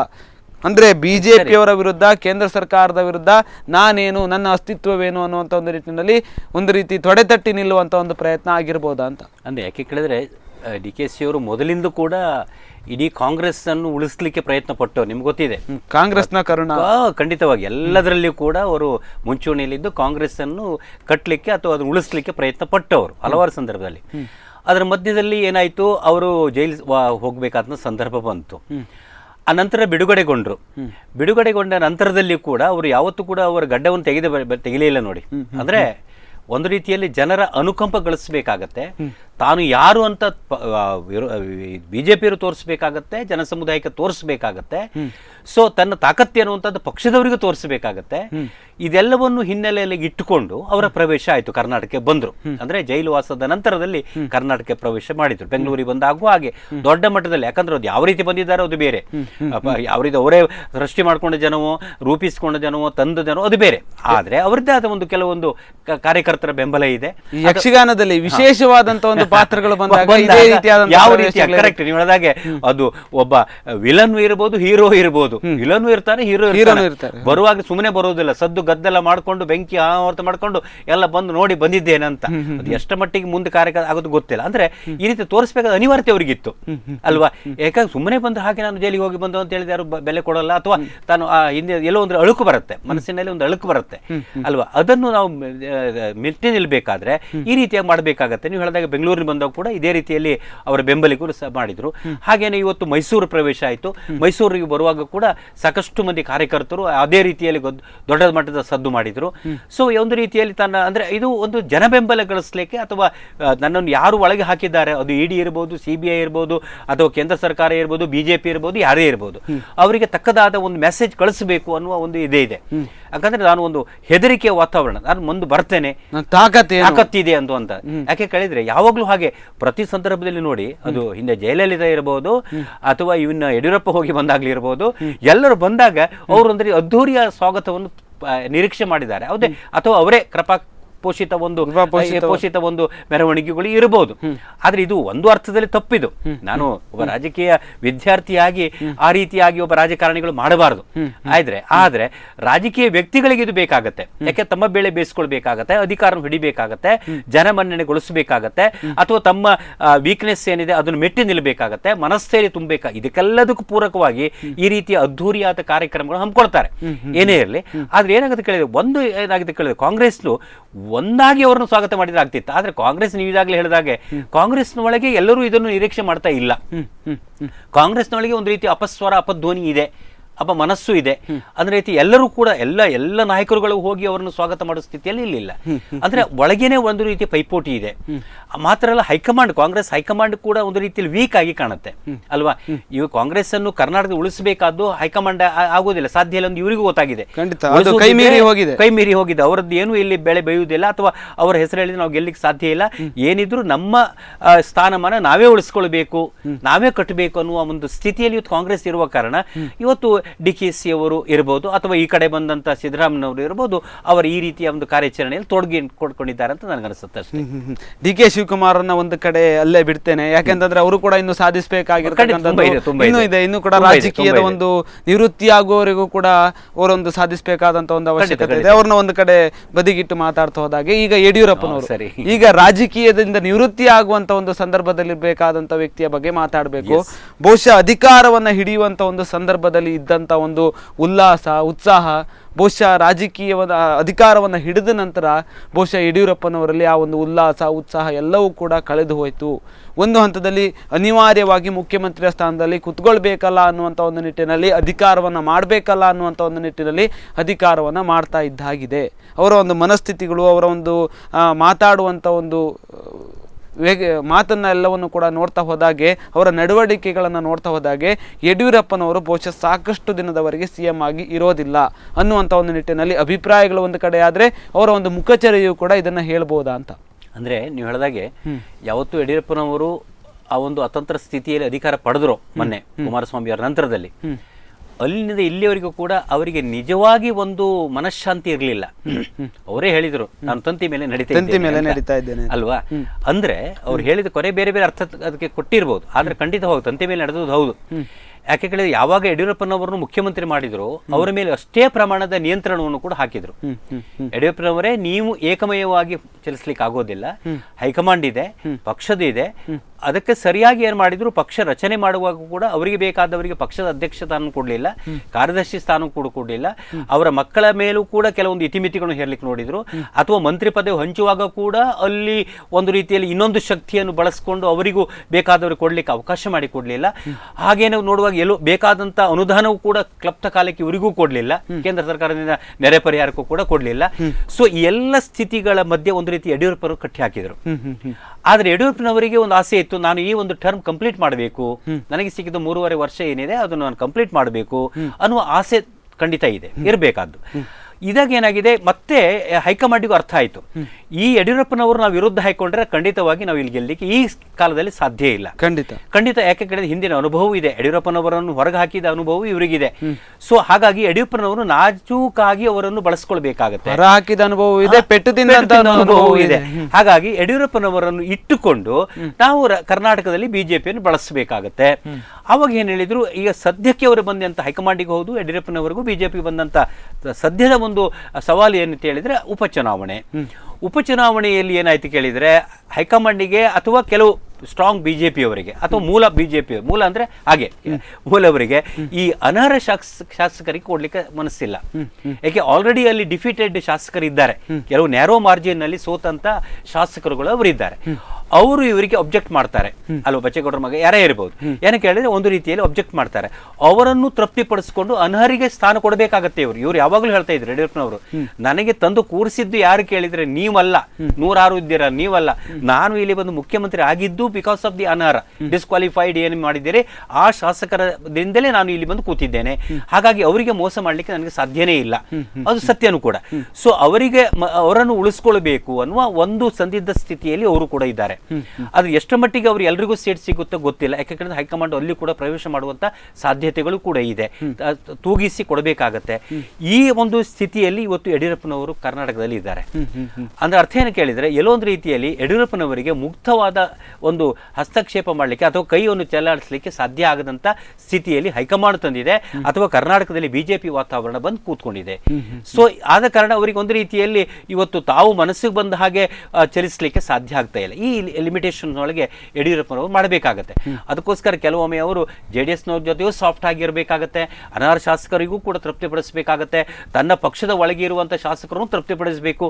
ಹೈಕಮಾಂಡ್ ಎಲ್ಲೋ ಒಂದು ರೀತಿಯ ದೂರ ನಿಂತು ನೋಡ್ತಾ ಇರುವಂತ ಸ್ಥಿತಿಯಲ್ಲಿ ಇವತ್ತು ಹೈಕಮಾಂಡ್ ಇದೆ. ಅಂದ್ರೆ ರಾಜೀನಾಮೆಯನ್ನ ಕೊಟ್ರೆ ಕೊಡ್ಲಿ ಅನ್ನುವಂತ ಒಂದು ನಿಟ್ಟಿನಲ್ಲಿ ಯೋಚನೆ ಖಂಡಿತವಾಗಿ ಕೊಟ್ರೆ ಕೊಡ್ಲಿ ಅಂತ ಹೇಳಿದ್ರೆ ಅದು ಸುಲಭ ಇಲ್ಲ. ಕೊಟ್ರೆ ಕೊಡ್ಲಿ ಅಂತ ಹೇಳಿದ್ರೆ ಕೊಡ್ತಾರೆ, ಕೊಡ್ಲಿಕ್ಕೆ ತಯಾರಿದ್ದಾರೆ, ಆದ್ರೆ ಮುಂದಿನ ಸ್ಥಿತಿಯನ್ನು ಎದುರಿಸಬೇಕಲ್ಲ.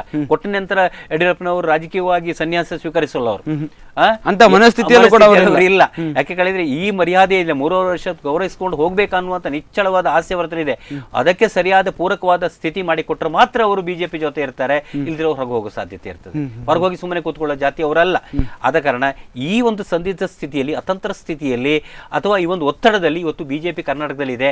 ಈ ಒತ್ತಡ ಹೆಚ್ಚಾಗಿ ಇವತ್ತು ನಾವು ಯಡಿಯೂರಪ್ಪನ ಕಾಣ್ತೇವೆ.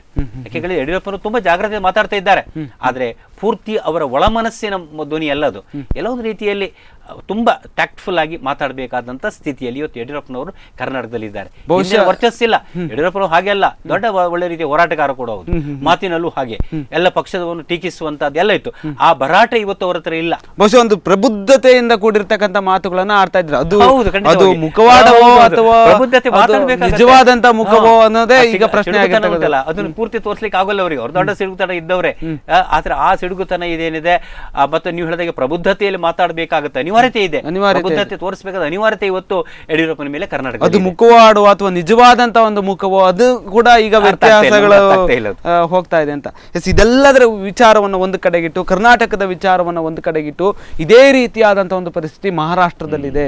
ಮಹಾರಾಷ್ಟ್ರದಲ್ಲಿ ನೋಡ್ತಾ ಹೋದಾಗೆ ಶಿವಸೇನೆಯವರು ಬಗ್ಗುತ್ತಾ ಇಲ್ಲ, ನಮಗೆ ಮುಖ್ಯಮಂತ್ರಿ ಸ್ಥಾನವೇ ಬೇಕು ಅನ್ನುವಂಥ ಒಂದು ಹೋರಾಟಗಳು ಪಟ್ಟುಗಳು ಒಂದು ಕಡೆ ಆದ್ರೆ, ಬಿಜೆಪಿ ಪರ ಅಂದ್ರೆ ಶಿವಸೇನೆ ಮತ್ತು ಬಿಜೆಪಿ ಒಂದು ಮೈತ್ರಿ ಆಗುವಂತ ಒಂದು ಸಂದರ್ಭದಲ್ಲೂ ಸಾಕಷ್ಟು ಬೇಡ ಬೇಕು ಅನ್ನುವಂಥ ಒಂದು ಬೇಕು ಬೇಡಗಳ ನಡುವೆ NCP ಜೊತೆಗೂ ಕೂಡ ಮಾತುಕತೆಗಳಾಯ್ತು. ಇದೆಲ್ಲ ಒಂದು ಟ್ರಯಾಂಗಲ್ ಲವ್ ಸ್ಟೋರಿ ತರ ಆಗಿದೆ ಇದು ಅಂತ ಏನ್ ಹೇಳ್ತೀರಿ? ನೀವು ಹೇಳಿದಾಗೆ ಮಹಾರಾಷ್ಟ್ರದ ಫಲಿತಾಂಶ ಅನ್ನುವಂಥದ್ದು ಮೊನ್ನೆ ಅವರು ಹೇಳ್ತಾ ಇದ್ರು, ಎಲ್ಲ ಪಕ್ಷಗಳಿಗೂ ತೃಪ್ತಿ ಕೊಟ್ಟಿದೆ. ಕಾಂಗ್ರೆಸ್ಗೂ ತೃಪ್ತಿ ಕೊಟ್ಟಿದೆ, ಶರದ್ ಪವಾರ್ಗೂ ತೃಪ್ತಿ ಕೊಟ್ಟಿದೆ, ಶಿವಸೇನೆಗೂ ತೃಪ್ತಿ ಕೊಟ್ಟಿದೆ, ಬಿಜೆಪಿಗೂ ಕೊಟ್ಟಿದೆ, ಆದ್ರೆ ಪೂರ್ತಿ ಅಲ್ಲ. ಅಂದ್ರೆ ಏನಾಗಿದೆ ಕೇಳಿದ್ರೆ ಇವತ್ತು ದೊಡ್ಡ ಅತಂತ್ರ ಸ್ಥಿತಿಯಲ್ಲಿ ಇದೆ. ನನಗನ್ಸುತ್ತೆ ಪೂರ್ವ ಹೊಂದಾಣಿಕೆ ಆಗಿದ್ದು ಶಿವಸೇನೆ ಮತ್ತು ಬಿಜೆಪಿ ಮಧ್ಯೆ. ಆದ್ರೆ ಈ ಸ್ಥಿತಿಗೆ ಬಿಜೆಪಿ ಶಿವಸೇನೆಯಲ್ಲಿ ಬರಬಾರ್ದಿತ್ತು ಅಲ್ವಾ. ಮೊದಲೇನು ಕೊಟ್ಟ ಭಾಷೆ ಅಂತ 50-50 ಅಂತ ಹೇಳಿದಂತ ಅವ್ರು ಹೇಳ್ತಾ ಏನೇ ಇರಬಹುದು, ಅದು ಅವರ ರಾಜಕೀಯ ಹಿತಾಸಕ್ತಿಗಳು ಇರಬಹುದು. ಆದರೆ ಮಹಾರಾಷ್ಟ್ರದ ಮಟ್ಟಿಗೆ ಹೇಳಬೇಕಾದ್ರೆ ಬಿಜೆಪಿ ಮತ್ತು ಶಿವಸೇನೆ ಒಟ್ಟಾಗಿ ಸರ್ಕಾರ ಮಾಡಬೇಕಿತ್ತು. ಯಾಕೆ ಭರವಸೆ ಕೊಟ್ಟು ಚುನಾವಣೆಯಲ್ಲಿ ಗೆದ್ದು ಬಂದವರು, ಒಬ್ಬರಿಗೆ 100 ಚಿಲ್ಲರೆ 103 ಬಂತು, ಇವರಿಗೆ 50 ಚಿಲ್ಲರೆ ಬಂದ ಬೇರೆ. ಆದ್ರೆ ಇವತ್ತು ಶಿವಸೇನೆ ಅನ್ನುವಂತಹದ್ದು ತಾನು ಆಡಿಸ್ಲಿಕ್ಕೆ, ಯಾಕಂದ್ರೆ ನೋಡ್ತಾ ಇದೆ ಬಿಜೆಪಿಯನ್ನು ತಾನು ಹೇಗೆ ಅದನ್ನು ಬಗ್ಗಿಸಬಹುದು ಅಂತ ನೋಡ್ತಾ ಇದೆ. ಹಾಗಂತ ಸುಲಭದಲ್ಲಿ ತಗ್ಗುವಂತ ಪಕ್ಷ ಬಿಜೆಪಿಯೂ ಅಲ್ಲ. ಅಲ್ಲಿ ಅಮಿತ್ ಶಾ ಅವರ ಒಂದು ಟ್ಯಾಕ್ಟ್ಫುಲ್ನೆಸ್ಸು ಇದೆ, ಆಯ್ತಾ. ಈ ರೀತಿಯಲ್ಲಿ ಇದನ್ನು ಹೇಗೆ ಎನ್ಕೇಶ್ ಮಾಡಿಕೊಳ್ಬೇಕು ಅನ್ನೋದ್ರ ಬಗ್ಗೆ ಅಲ್ಲಿ ಶರದ್ ಪವಾರ್ NCP ಪಕ್ಷ ಉಂಟಲ್ಲ ಅದು ಕೂಡ ನೋಡ್ತಾ ಇದೆ, ಹಾಗೇನೆ ಕಾಂಗ್ರೆಸ್ ಕೂಡ ನೋಡ್ತಾ ಇದೆ. ಒಂದು ಅರ್ಥದಲ್ಲಿ ಏನಾಗಿದೆ ಕೇಳಿದ್ರೆ ಇವತ್ತು ಒಂದು ಇಡೀ ಆಗಿ ಡೋಲಾಮಾನ ಸ್ಥಿತಿ ಅನ್ನುವಂಥದ್ದು ಇವತ್ತು ಮಹಾರಾಷ್ಟ್ರದಲ್ಲಿ ಕಾಣ್ತಾ ಇದೆ.